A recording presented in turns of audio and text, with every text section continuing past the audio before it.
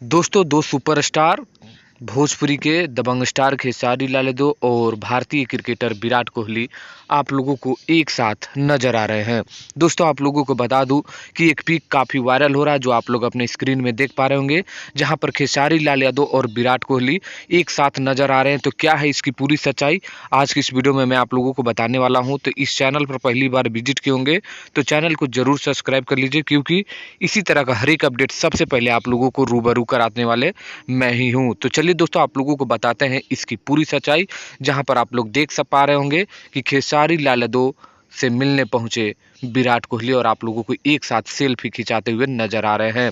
तो इसकी सच्चाई के दौर पर मैंने गया, इसकी सच्चाई के लिए खोजा। तो मैं आप लोगों को बता दूं कि ये सच्चाई ये है कि इसमें खेसारी लाल यादव को एडिटिंग करके बनाया गया है और सोशल मीडिया पर शेयर कर दिया गया है।